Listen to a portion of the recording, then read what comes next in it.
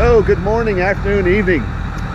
Taking a hiatus from the shop today, or actually this week, last couple of weeks in October. I'm going to take this camper that we rented and this truck, which is my dad's, up in Montana and go camping. It's about 8,000 plus feet up in the mountains. Some of the roads we go up to a little bit tight, but we've gotten a camper up there before. It shouldn't be that big of a deal. We'll just see. Wish me luck. I'll film some of the stuff on the way.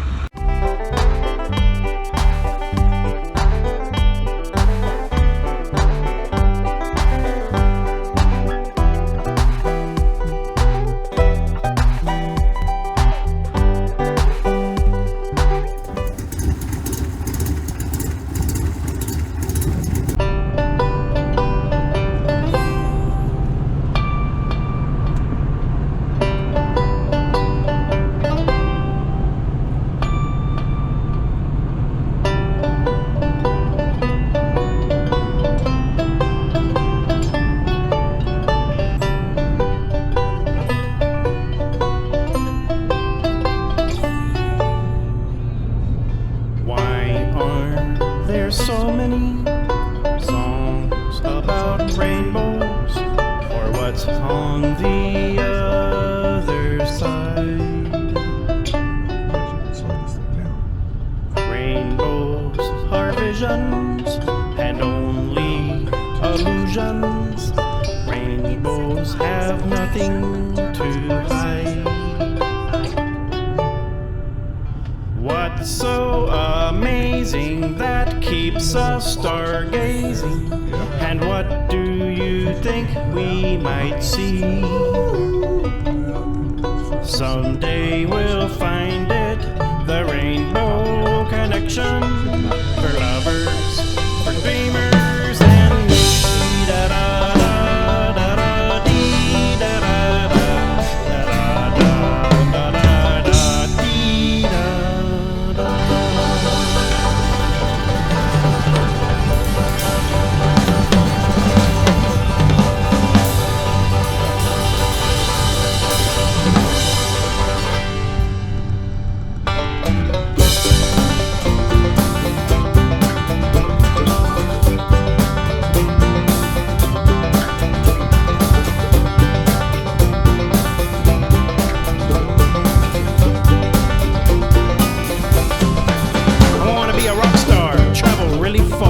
A big expensive car, make a lot of money, buy me a honey, live in a nice big house where it's sunny with a pool, and I'll be cool.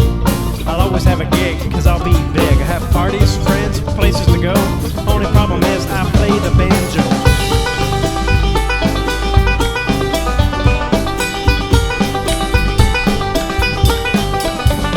I'm a post-hee-haw boofa, a funkadelic, punk rock groover, a cross between Bela Fleck and Eddie Vedder and Better. I'll be admired for the way I pick an instrumental monster with tons of new licks. All the babes will help me sell out shows. Only problem is I play the banjo.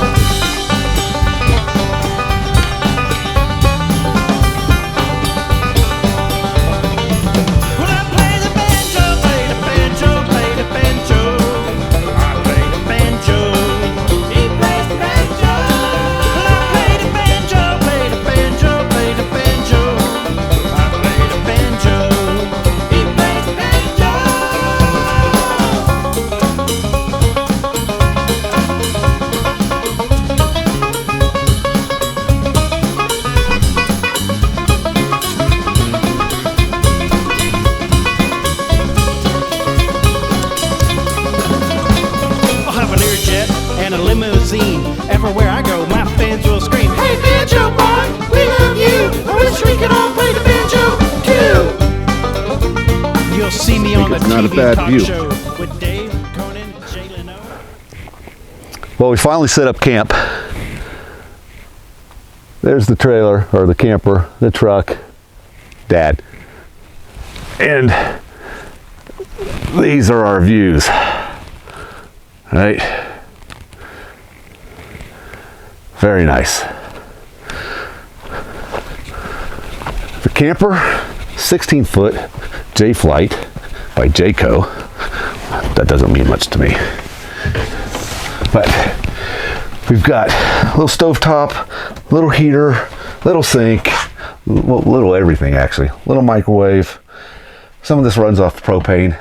AC unit, which we won't use because it's 25 degrees up here right now. Little bed. Have no idea where Dad's going to sleep. I'm joking. He can have the bed. I'll sleep in the truck. Latrine. Little storage right there. That's pretty much it. But it's got radio. It's got electricity. Runs off propane. It won't take much to heat this thing with the propane heater.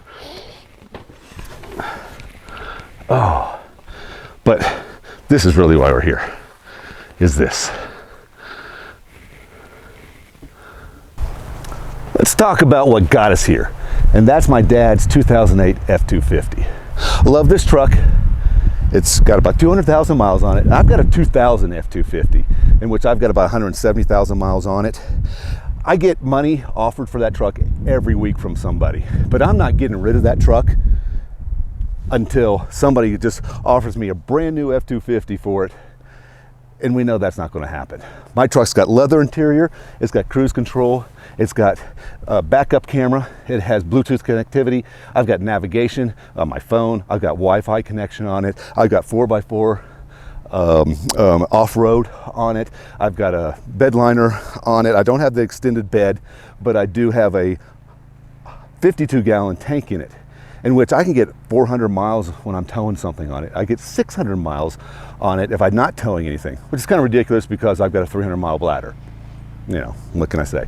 I would not change too much on this truck. This truck gets up and scoots. I helped my dad do some modifications like I've done on my truck on it, and you put your foot in this thing goes.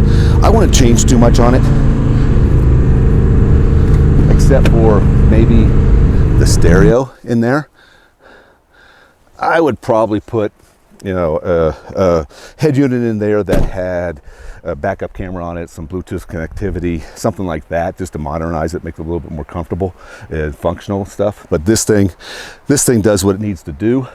Now, if you're going to do truck stuff, and I'm sorry, I don't really consider going to the parking garages Monday through Friday to your work, and then going into the home store getting mulch, truck stuff.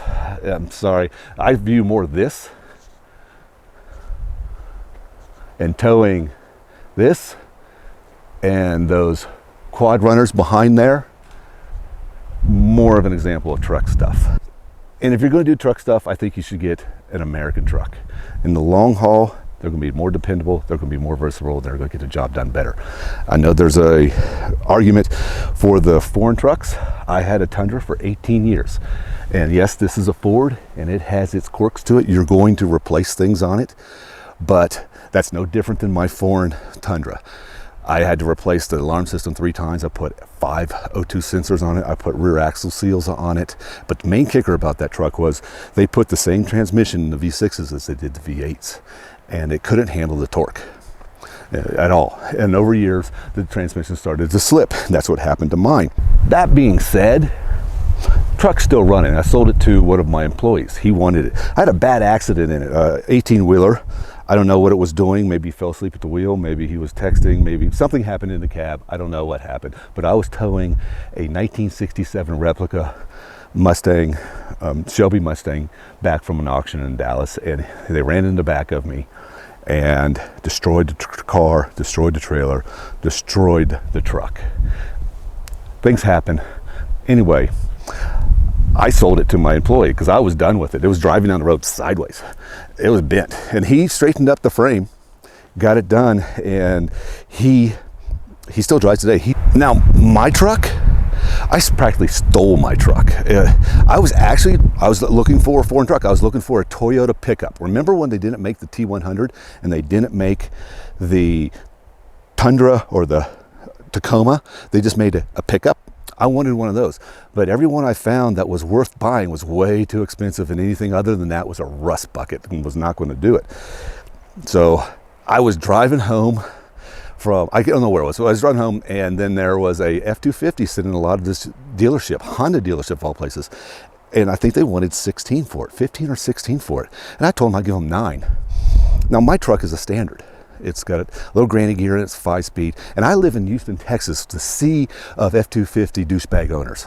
Sorry. They go down the road 90, 100 miles an hour, 90 miles an hour. They're all jacked up. They got fancy wheels on them. They got push bars on them, lights on them, you name them. They got every accessory known to man on them. And all they really do is drive them back and forth from their contracting jobs, maybe their ranch or their vacation home out in the country, and work.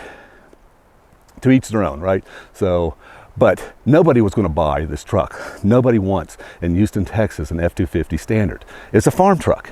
You can put my truck in granny gear, let go of the clutch, and get out and walk beside it. And that's what it was probably used for. Some rancher, some farmer probably used that truck and could use that exact same thing and walk beside that truck, pull out hay bales, put in hay bales with somebody steering it, and not have to worry about it, and it just chugs along at 2 miles an hour. And that's probably what it was used for. Nobody was going to buy it. And I told the guy that. He goes, well, if we don't get what we want for it here, we'll just take it to auction. I said, oh, so you're going to take it to auction, are you? And that means you're going to maybe get $9 grand for it and pay auction fees and transportation fees. And he just kind of shoulders high, head low. He goes, yeah, you're right. So I pretty much stole that truck. I love it. And I will be driving that truck. You guys will be flying cars when I'm still driving that truck. A couple things. One, I have AT&T and I have no service whatsoever. What service do you have, Dad? Dad, what service do you have? Verizon. Dad has Verizon. And he's been doing business deals, buying stocks, having online doctor's appointments, getting phone calls, sending pictures. Might tell you something. I've got nothing. I can play solitaire. Second thing is I'm going to try to eat one of these meals. Instructions.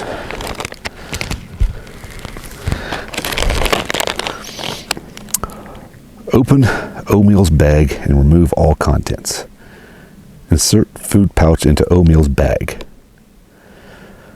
Add 3 to 5 ounces of water of any type to the oatmeal's bag to fill line.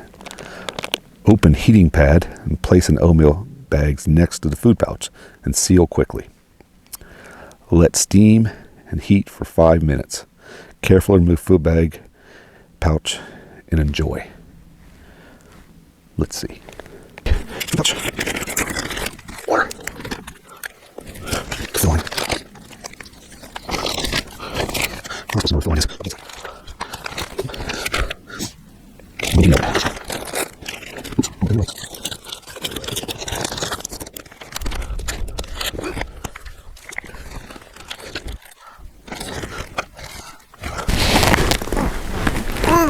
We'll just wait and see. 3 to 5 minutes? I don't see much of anything happening. It said water of any type. Pour by in there. They flavor it up a little bit. No, water just reacts with the heating pad and just heats up the food. Suppose you could pee in it. Oh, there you go. Steaming? It's now steaming.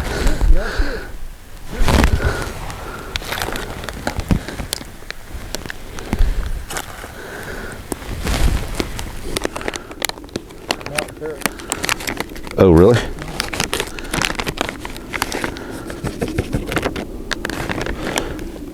Caution, liquid may cause severe burns. Okay. Put that over there. Then you're just supposed to open it up and eat.